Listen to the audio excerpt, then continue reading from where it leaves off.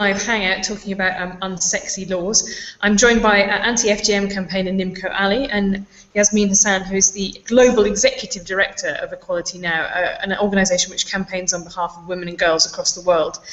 First of all, I'm just going to start with Yasmeen and ask you, can you just outline to me the concept behind unsexy laws and what you're trying to do with this campaign? Okay, well, Equality Now, which is where I am, is an organization that's dedicated to legal equality for women and girls. And people always ask us, why legal equality, right? So our premise is that legal equality is essential to meet gender equality, to the goals of gender equality. If your laws in your country don't treat men and women equally, that has widespread repercussions in society, right? So if your law actually determines your worth as a citizen, and the law is also a tool by which we hold our government accountable for protecting us as citizens. So if there are laws that say that women can't vote, for example, or women can't work in certain professions, or women can't get educated, or women have to be obedient to their husbands, they don't have rights in marriage, the consequences of that are beyond just what the law says. The consequences is your personhood is limited. Now, I think there's widespread agreement in the world that gender equality is the way to go. Not only just as a matter of human rights, which for us is essential. For you know, to meet your full potential as a human being, you have to be equal to everybody else in society. Even with people when they don't buy that, when people are into economic development, right now we're in a recession and people care about getting out of that. It's been shown that investing in women, giving women equal opportunities is essential for economic growth. Worldwide. The World Bank has come up with a report saying that. Most essentially, right now, we are in a period of instability. There is conflict all over the world, whether it is internal conflict or conflict outside, terrorism. And a latest study has shown that if gender equality is a prerequisite to peacefulness in societies, the level of peacefulness is measured by. So just overall, for the world, gender equality is really important. And the law, as equal laws, equal treatment under the law is very essential to meeting gender equality. It doesn't fix everything in a society. We are not saying that if you have equal laws, that'll mean that everything is done and women and men are treated equally, but it's an essential prerequisite. So about 15 years ago, Equality Now started this campaign. I don't know if everybody's familiar with the Beijing conference that happened about 20 years ago. 20 years ago, government said, okay, one of the things we're going to do in the next 10 years is to repeal all sex discriminatory laws as a way to achieving gender equality. 5 years into that, in 1999, we figured that there was no momentum because governments didn't even know what discrimination in law meant. So Equality Now started collecting laws from all around the world that treated men and women differently, and we published our first report called Words and Deeds, which was to tell people this is what sex discrimination in the law looks like, and you have to repeal these laws to meet the goals of gender equality. From that time onwards, we've done 3 successive reports, and more than half of the laws highlighted in those reports have been successfully repealed. But there are there are still tons of laws around the world, whether it's in marital status, which means a woman doesn't have the same right as a man to get married. Sometimes they need guardian. Sometimes somebody else has to consent to a marriage. She doesn't have equal rights as a man to leave a marriage. She doesn't have equal rights within the marriage, whether it's of custody of her children, whether it's ownership of property, whether it's just being raped in a marriage. She has no right to say no to that. And owning property and having a job within a marriage also. Then there are laws on violence against women. There are laws that promote violence against women. There are laws saying that rapists can go free if they marry their victims.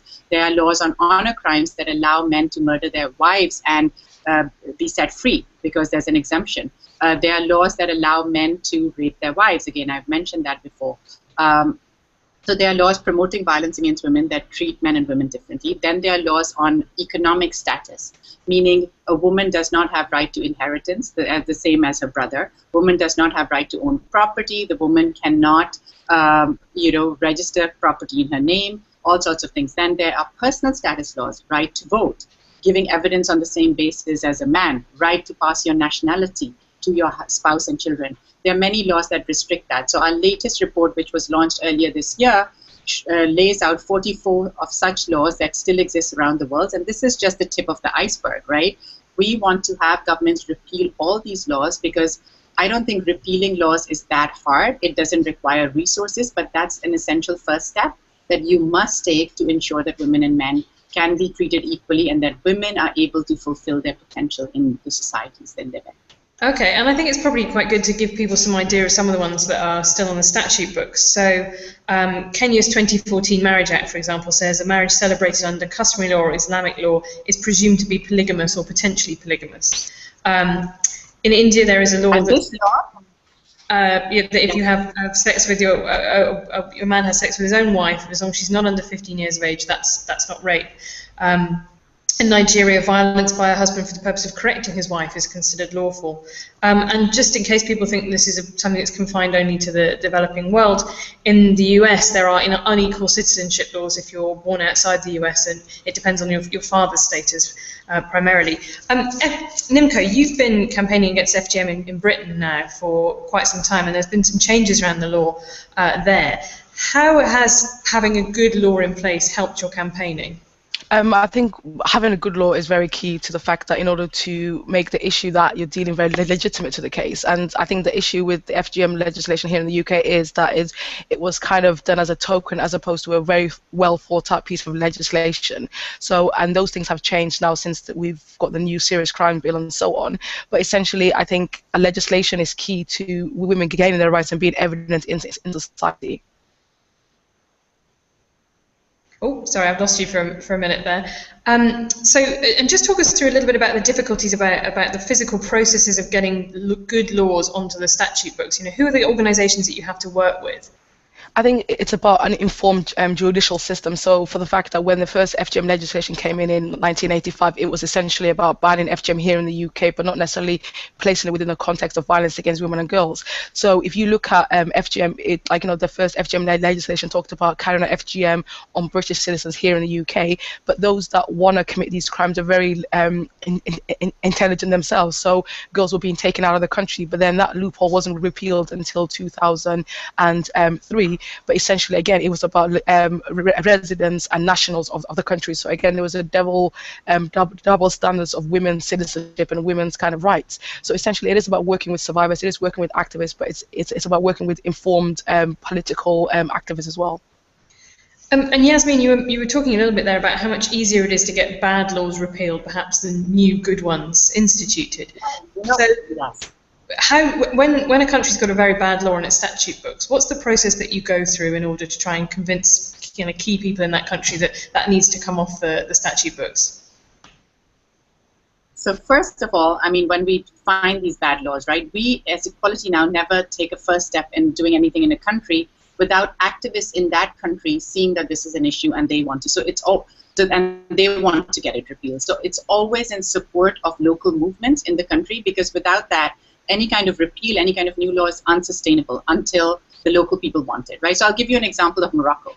About 3-4 years ago, we had this young girl, Amina Filali, who was raped at 16, and she was raped by this man, and when she went to complain about the rape, rather than putting the man in jail for the rape, the judge basically forced her to marry her rapist, which is not what neither she wanted to do it nor the rapist wanted to do it. But there was all this pressure that the rapist would then go free and then her honor would be saved. So she was being put, and there was a law on the books in Morocco where a rapist goes free if he marries his victim. So Amina was going to be forced to marry her rapist, and to avoid that fate, she killed herself by taking rat poison.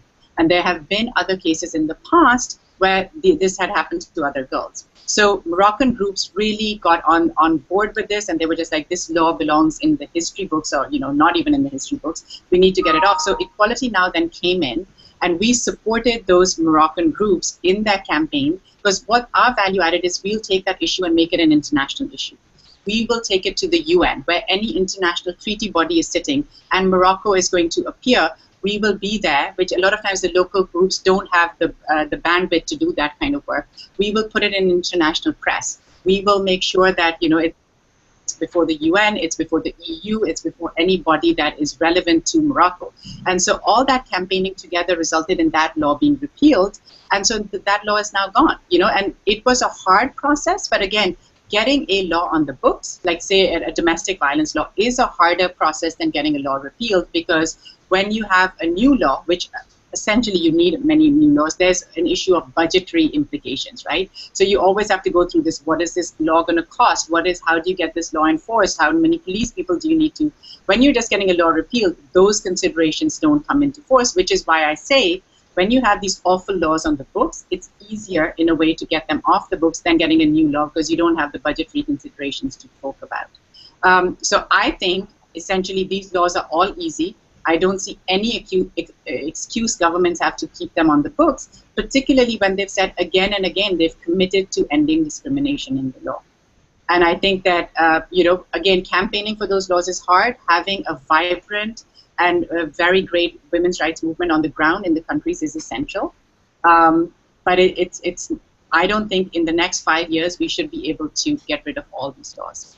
And Yasmeen, a lot of these laws relate to either rape or sexual violence or different types of marriage and kind of property. Are there other areas that come up again and again in these types of laws? Yes, so there's rape, and I'll tell you the hardest laws to change. The hardest ones are the ones that deal with marital status, because a lot of them have to do with religion. A lot of countries have codes, personal status codes, that are mired in either Sharia law or Jewish personal law or Christian personal law, and those become very hard. And this is why it's also very important to have a secular state, a separation of church and state, and the laws must reflect our, rationality. And like as times change, the laws must change. So where we have had a lot of pushback is laws that are justified on the basis of, the Judaic law on divorce in Israel. For example, it's been very, very hard. That law has been on our report since 15 years ago, and we have had no, movement to change that law. Same with Sharia law, which allows, male guardianship laws. But we continue to work very hard, including with women who are in these religious communities, to change these kind of laws. Because I'll tell you, one of the key things is if you are not equal in your family, that's the basic unit of society, you are not going to be equal anywhere. So you can do a lot of work, which I know it's much easier for people to talk about doing work on education, or, and education for women. If you look at the World Progress of Women report, that's one area where we have made progress. Women are even at parity on secondary education, and in the MENA region, the Middle East region, women have outranked men at all levels of education, right? But that has not translated into equality. So for that, it's like the family and how the value of women in the family and how they are seen and how family law treats them is very, very critical. So we have to have movement in these kind of laws. And Nimco, this applies to your FGM campaigning, doesn't it? Because one of the challenges of that has been you're talking to something that applies to a minority population within the UK. It's not a kind of British-specific cultural practice. It's something that's come up for a very specific immigrant group to the UK. How's that affected how you've campaigned on it and the laws around it? And I think that's a key thing. It was very much thought of as a very isolated issue, so put in a very cultural cul-de-sac. But for us, it was placed within the violence framework.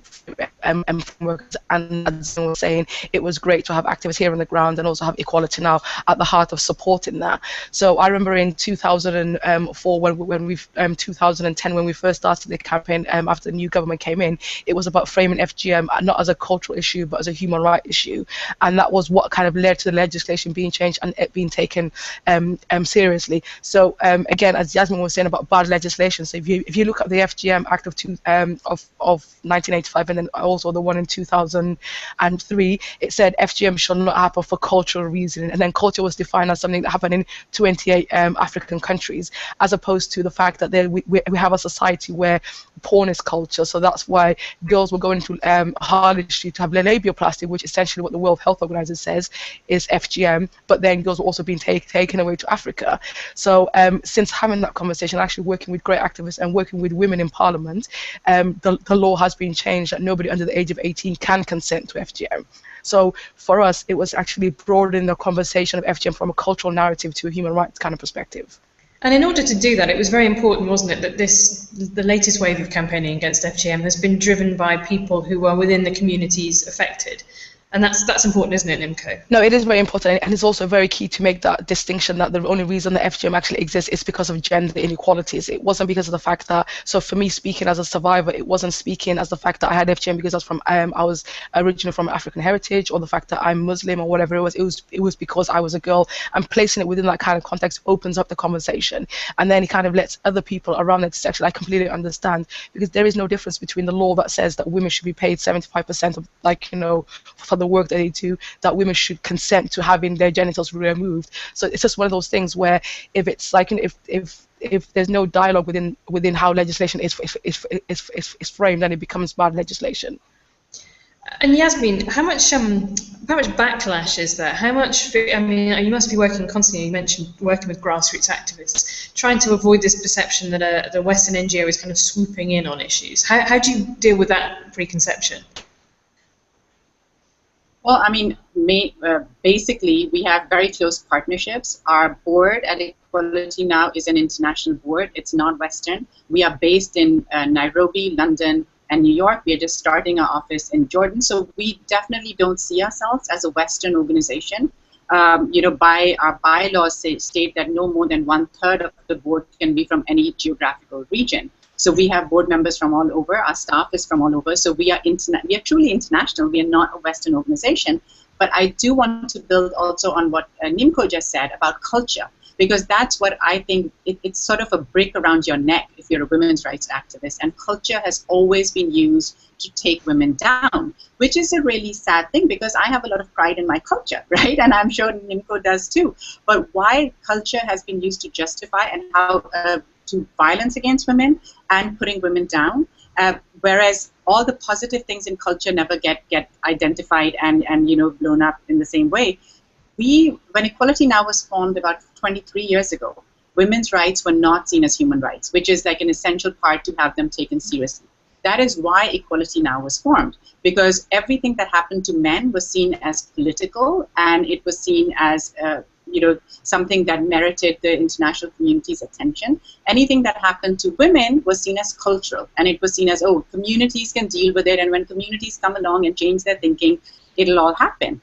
And that was so wrong, and that is like sort of like kept us back for so many years. Equality Now was formed just to bring women's rights into the international human rights arena, and I think us and the entire international women's rights movement has been extremely successful in making that happen. Because in terms of awareness raising, now anything that happens to women, news covers it. Like, you know, I don't think that more horrendous things are happening to women in the world now than 20 years ago, because we saw all of that, but more people know about it, right? There are more laws on the books that deal with it. Domestic violence, for example, was just life about 20 years ago, right? Now 139 countries ban domestic violence. FGM that we were just talking about with Nimco, 22 out of 28 practicing countries have laws. It's a first step, you know. Then when we still go to implement those laws and talk about it, you still have this thing of, oh, it's just culture. It'll take people time to change culture. That is not acceptable. Culture changes all the time. Culture has never been a static concept, right? Otherwise, we would be living in caves and making cave drawings right now, right? Culture changes along with times, and culture is also something to be celebrated. So to have an oppression of women justified in the name of culture is just not acceptable.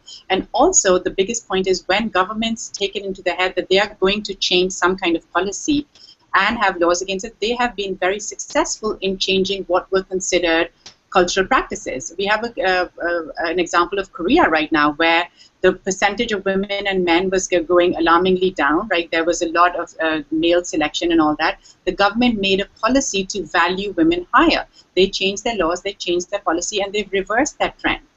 So culture can always be changed. Government policies, when you're looking at what things are driving, governments have to be responsible for protecting half their citizens. And I think we can definitely, you know, change the world through changing laws and getting governments on board. And Nimco, I wanted to pick up on that idea about the lawmakers themselves being important. I know you've had great success working with some female parliamentarians like Lynn Featherstone and Jane Ellison. How important is having more women in the legislature and then more women in the judiciary as well in order to getting these laws enacted and then followed through? No, I think that's very important, and it's not just about FGM. So if we look at the kind of the pitiful conviction rates around FGM, not just FGM, but rape and all the other crimes that are specific around women, we do need more women at the heart of the judicial system. We need more women at the heart of politics. And I think it's one of those things that, and again, like picking up on what Yasmeen was saying, was the fact that talking about culture is something that separates women. So because I'm of an African heritage, I could definitely not have anything in common with a white woman that's working in Whitehall. But ultimately, as women, we're both being oppressed because of our gender.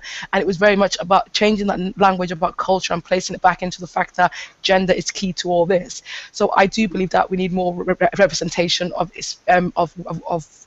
women in every kind of level.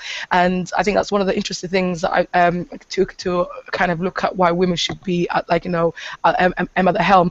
When Hillary Clinton says that she's going to stand for president, it's about her gender, it's not necessarily about her politics. When Theresa May became Home Secretary, it was about her gender, it wasn't about her politics. So it is a lot harder for women in politics, but they have actually made great changes. And I think that's been very evident in the first conviction around FGM, which we now have our PPD, who's basically a woman that's kind of put that forward. So yeah, it is. I think it's very key in order for change to really take hold. Well, can we just pick up a minute just on that FGM prosecution, because it's been a long and kind of difficult road to try and get to the stage where we would have not only the law in place to do that, but we'd have the right kind of support for FGM survivors in order to bring it, particularly implicating family members. When these laws are being enacted, what are the things that people don't think about, the implications that they think about, like the need for kind of better support through the court system? I think it is the need through the court system. And one of the things is that everybody always assumes that FGM is a one-time act, but where FGM is present, there's also, like, you know, overt chastisation of young women. There's probably going to be forced marriage. There's going to be other forms of gender-based violence. So I think it's looking at FGM not as a singular issue, but an issue that says that the girl within that family or within that household is not being valued. So take it within that whole kind of broader kind of context. And I think one of the greatest things that we achieved by having a female, like, you know, at the head of our criminal justice system was being the fact that she actually started to look outside the FGM legislation, because we do have FGM legislation here, but we also have a vast level of legislation in the criminal law sphere that we can actually prosecute people that have carried FGM or have tried to carry FGM. And one of the key kind of changes has been the fact that prevention is better than actually a prosecution. So when I first started this campaign, or when everybody was talking about we need a prosecution, as a 7-year-old child, I was never going to come forward and say I need you to arrest my parents, because I did not understand what a criminal act was. I just knew it was wrong.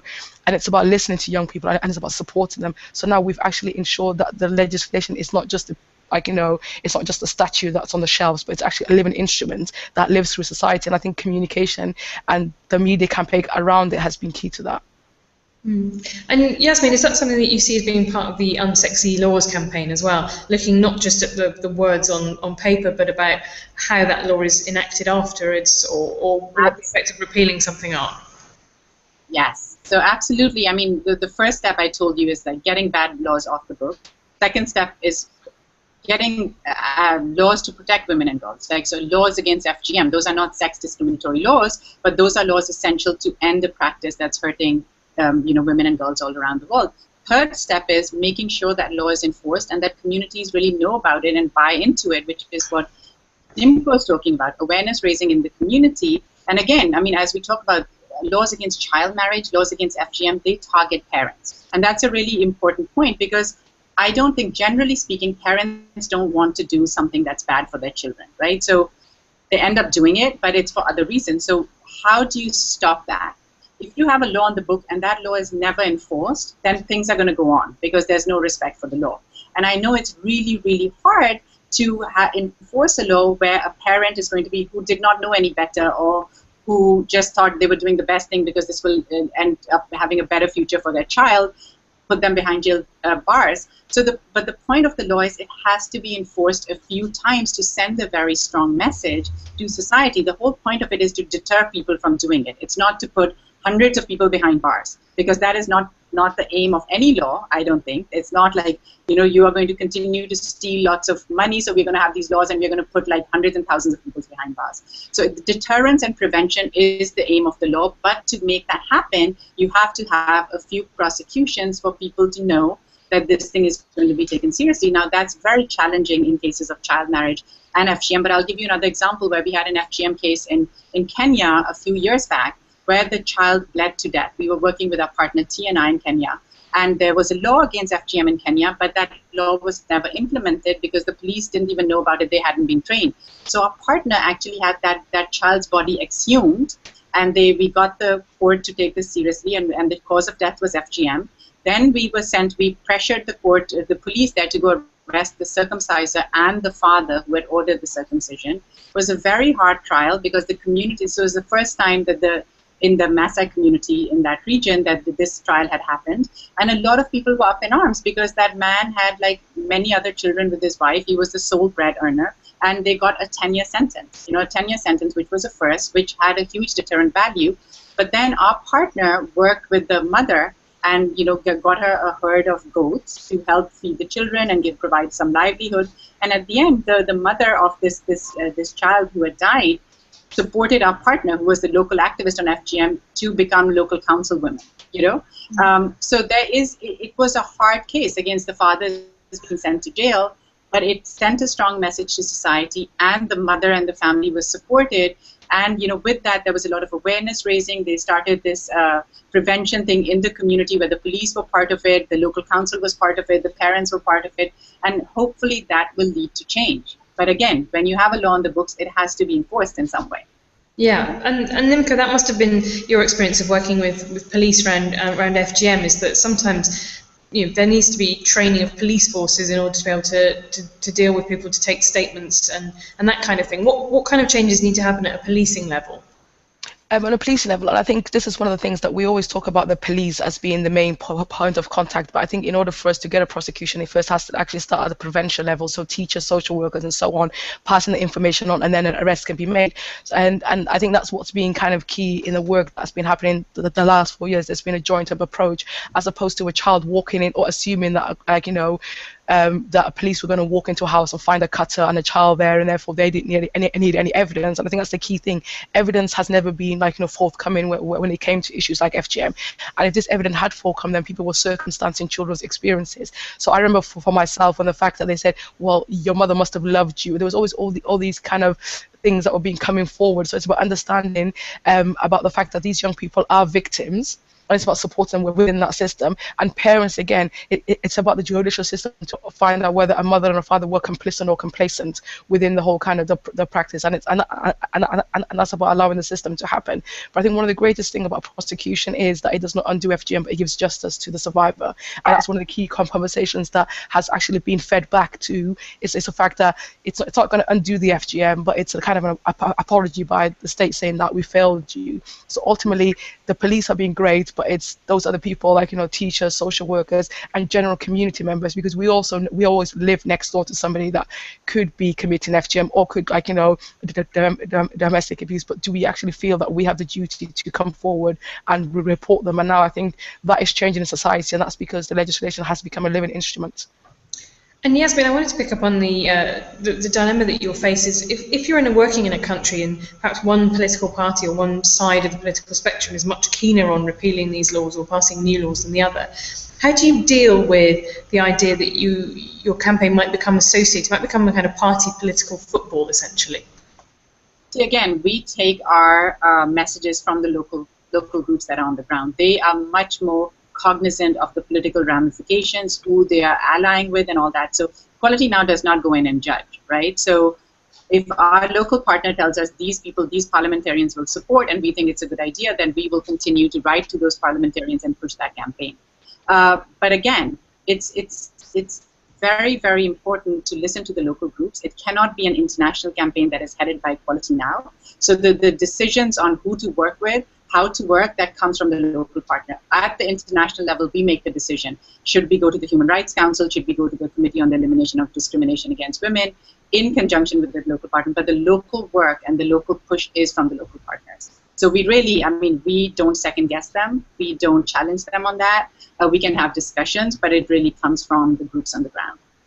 Absolutely. And Nimco, to broaden out the discussion a little bit from FGM, more broadly, how do you see violence against women and girls manifested in the UK particularly? Sorry, I didn't hear that. Was that for me? Yeah, that was for you. Yes, just to say that we've spoken specifically about FGM, and I think you mentioned forced marriage, but there are many different manifestations of the ways that violence on women and girls can affect their lives. And in the UK, what do you identify as being some of the big issues right now? I think one of the biggest issues is around sexual violence around young people and consent, and I think that's been a very hidden thing, is the fact that we've always looked at rape or intimate partner violence as adults, but not necessarily looking at 12 to 20-year-olds who are one of the key people to be affected by domestic violence or rape and so on. And I think it's the lack of education, and I might have had FGM, but I was very much educated in consent and all these other kind of things, so I understood what rape was, what it wasn't, and there wasn't the amount of violence on TV that there is at the moment. So I think one of the conversations is not actually bringing young people together. So whether it's domestic violence, whether it's FGM, or whether it's forced marriage, it's about having those conversations openly and loudly. And I think that has been a very political issue here in the UK, because we have had in the last 4 years, we have had a very conservative kind of government that's actually allowed parents to educate their kids as the way they want, and also left schools to be places where young people actually get a lot of miseducation as opposed to a lot of important education. So I think for me it's about talking about the issue of consent, and that's one of the key things, and also understanding what rape actually means. And I'm it's sad that Laura can't be here today, but the kind of conversations that everyday sexism gets in terms of young girls having conversations around rape, it's actually terrifying, because rape has been depicted as something that happens to you if it's dark. If it's if it's a stranger and you're ultimately dressed in a certain specific way, but if you're out in the daytime, then that cannot be rape. If it's your boyfriend, it cannot be rape. I think those are the kind of really concerning things for me. And if we look at the unsexy laws, that even here in the UK, it wasn't until 1991 that marital rape was actually removed from the statutes. So as great as this country is, that we also have our own issues to deal with. And do you find that there's a resistance to the idea of linking things together? I know that people find it very difficult when you talk about kind of sexualization and kind of porn culture, and then linking that to violence against women. People would prefer that you kind of kept things in very separate boxes. Exactly, no, they do, and I think violence against women and girls is not very separate. It's not very black and white. It's a very kind of the lines are very much blurred, and it was very and this was very common, or very kind of evident in when I started to support the No More Page 3 campaign, which was ultimately what does a woman have in her breast in one of the biggest newspaper got to do with FGM? And I said, it's when you objectify women's bodies, then you legitimize their abuse.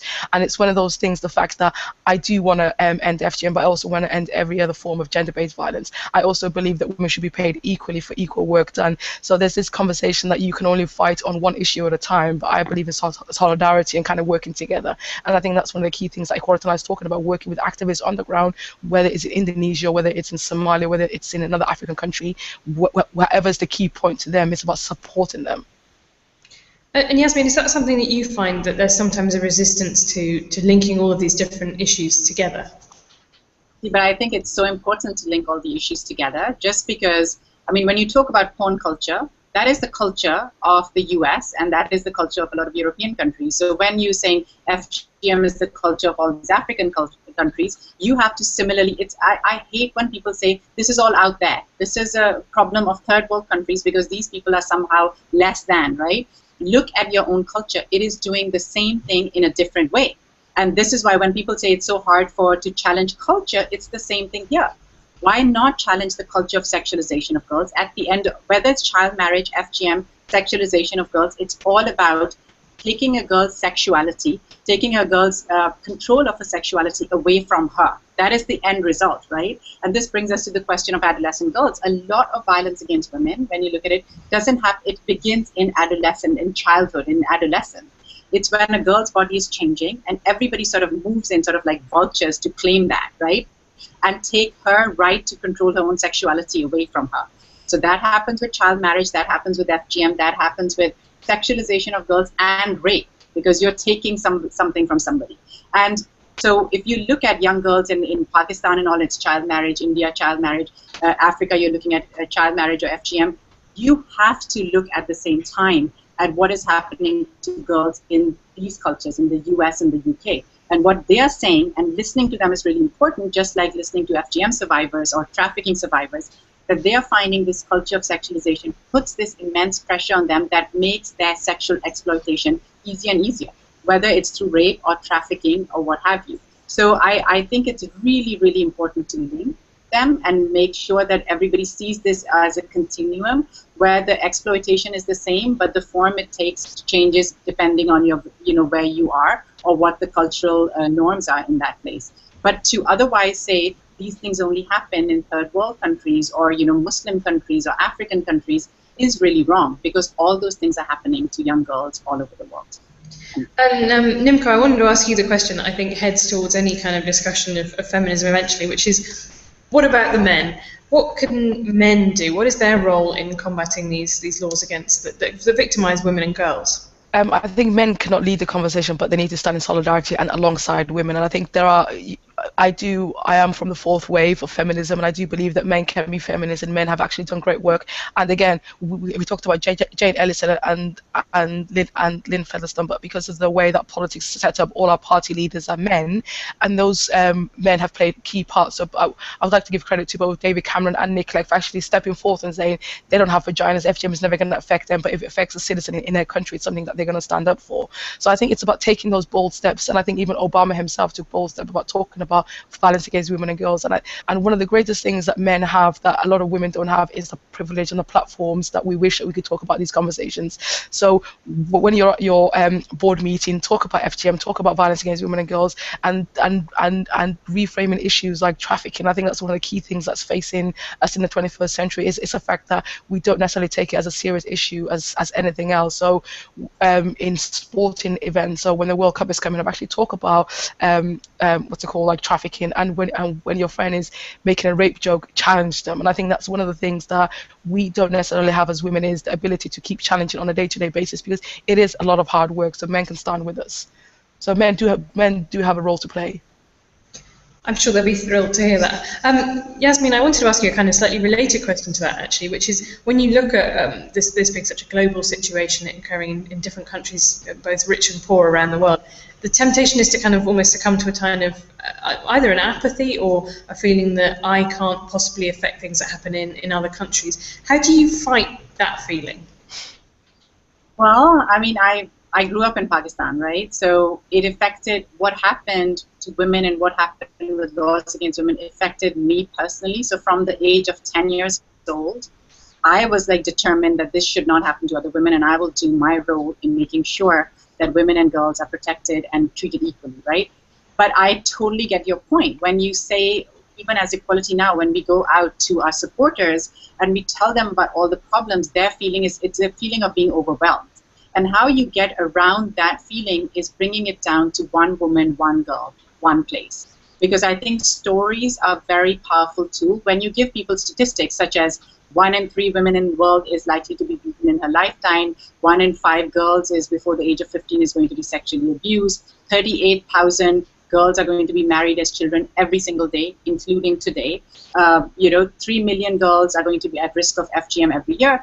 It is overwhelming. It puts the things in context, but people then feel, oh my God, I am powerless to do anything, and it's all over the world. But then when you bring it down to one story, that one girl, you put a face of that issue on the story of the one girl, that can get people to relate much more, and they feel that if they can do something for one case, one girl, then that has the potential to change things, right? And that's how Equality Now works also.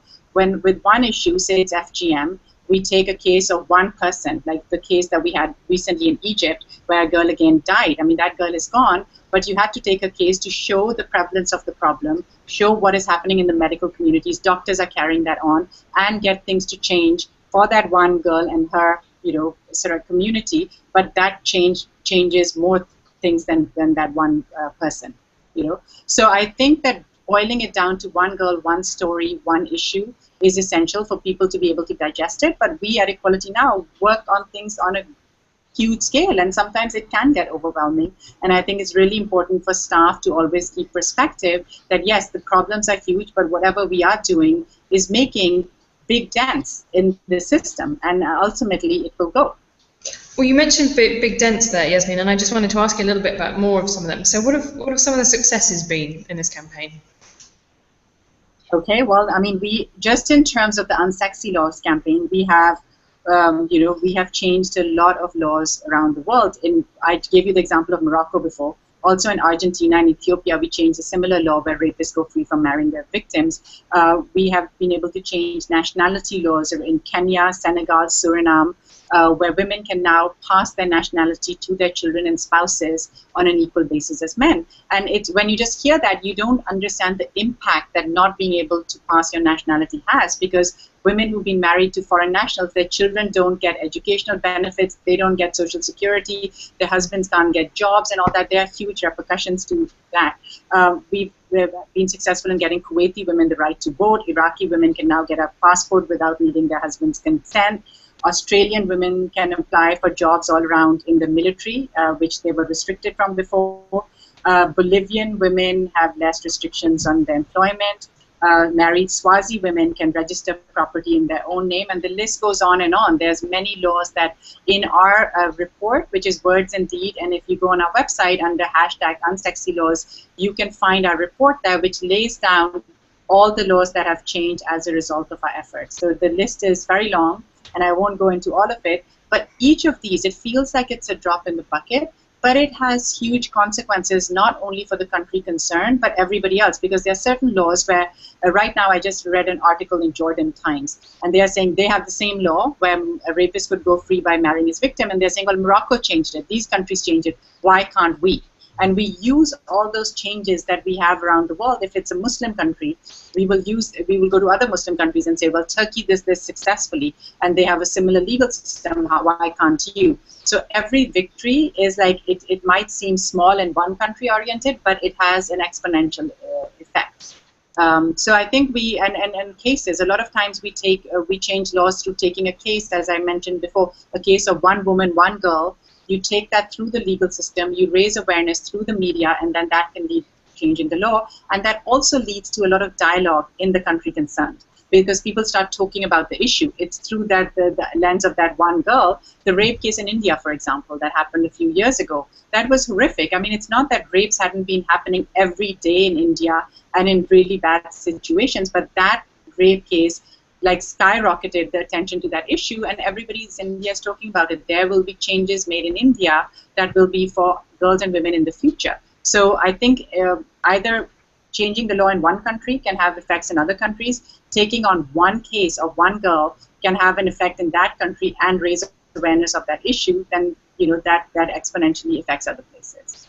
And Nimco, do you have a similar sense of positivity when you look at these issues? I know it's been a very big challenge working on the stuff that you have over the last few years, but was there a moment that made it feel like it was all worth it? I think there was. Okay, sorry. Oh, sorry. I think the moment that kind of made it, like the fact that it's finally being mainstreamed, is the fact, because I know as an individual I cannot end FGM, but it was about mainstreaming and getting people to care. So when the Girls' Summit was held last summer, I think that was a turning point. The fact that this government and international governments were coming together to look at issues like FGM and early forced marriage, and the fact that this is something that could end. And I kind of echo Yasmeen's kind of view of the fact that it is about one girl, one generation, and like we can talk about the statistics and they are overwhelming, but if you've got one individual, go